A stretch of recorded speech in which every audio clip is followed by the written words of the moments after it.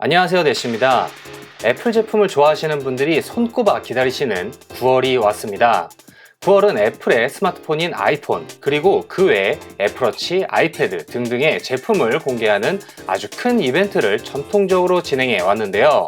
작년에는 갑작스러운 전염병 때문에 발표를 여러 번 나눠서 했지만 올해는 지난번과 같이 아이폰, 애플워치, 아이패드 등이 함께 발표될 것으로 기대됩니다.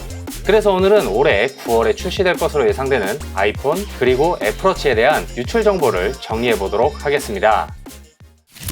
우선 아이폰부터 다뤄보도록 하겠습니다.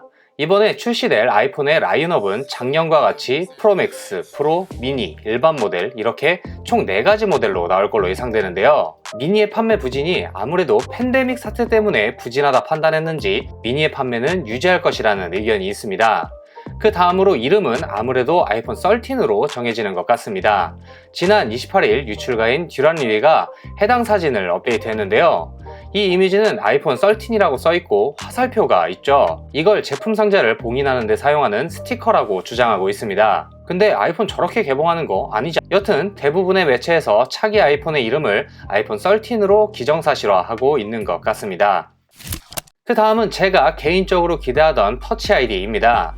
아무래도 마스크 사용량이 급증하면서 갑자기 다들 원하는 기능이 되어버렸죠. 그렇기 때문에 차기 아이폰에 내심 터치 아이디를 넣길 바라는 분들이 많은 것 같습니다. 여튼 개인적인 생각으로는 애플의 터치 아이디를 완전히 버린 게 아니라 아이폰 SE 2세대나 아이패드 에어 등에도 터치 아이디를 사용했기에 다음 아이폰에는 어떤 방식으로든 터치 아이디가 적용될 것이라고 예상했습니다.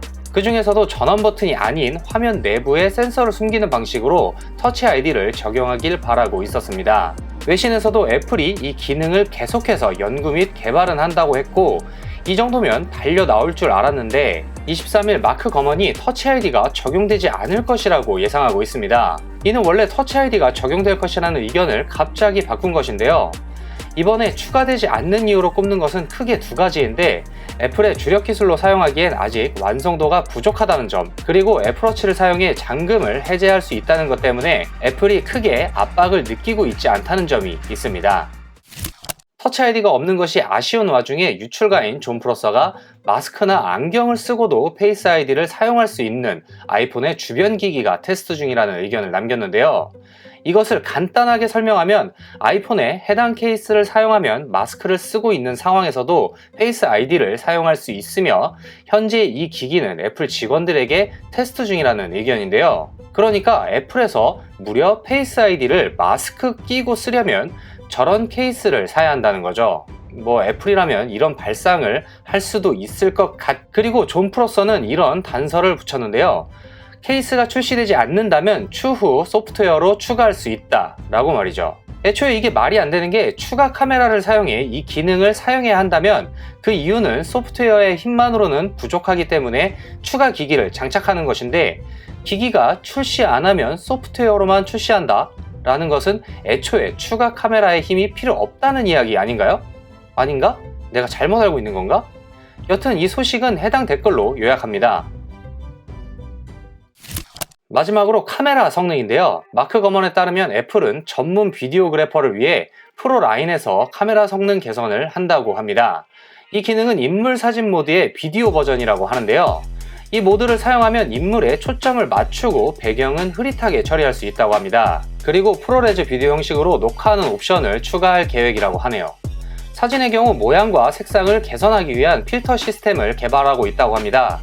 하지만 이미 이러한 기능은 있는데 기존과 다른 점은 인공지능을 사용하여 사물과 사람의 변경사항을 정확하게 적용한다고 합니다. 하드웨어의 개선도 있는데요. 첫 번째로 반가운 소식 중 하나가 센서 시프트 기능은 이제 모든 아이폰에서 사용할 수 있다고 하네요. 그리고 세부 렌즈 성능을 간단하게 알아보면 모든 아이폰의 울트라 와이드 카메라가 f2.4에서 f1.8 조리개로 변경되어 더 많은 빛을 수용, 덕분에 더 낮은 조도에서도 촬영이 가능해진다고 합니다. 쉽게 말해 어두운 데서 잘 찍힌다고 하네요. 하지만 모델별로 어떻게 적용될지는 의견이 분분한데요.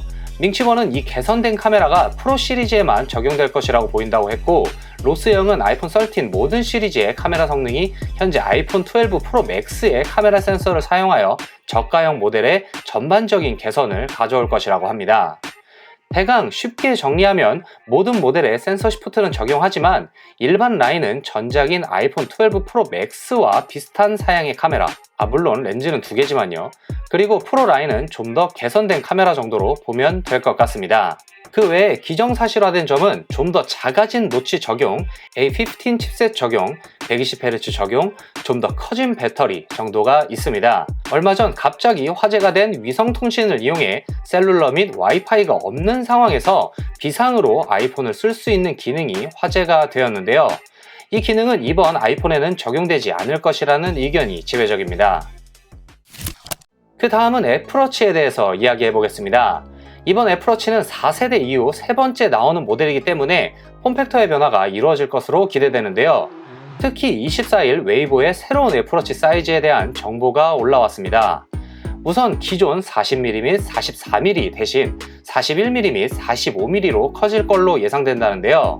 이건 마크 거먼 역시 동의했는데 더 커진 디스플레이에 맞게 여러 개의 새로운 페이스가 번들로 제공될 것이라고 하네요. 물론 사이즈만 커진 건 아니죠. 폼팩터가 변할 것으로 예상되는데요. 폼팩터는 현재 아이패드 프로와 아이폰 12에 적용된 깻잎 상자 모양, 그러니까 각진 폼팩터로 변할 것이 예상됩니다. 애플이 대부분 기기들의 폼팩터를 비슷하게 만들 것이라는 의견이 예전부터 있었는데요.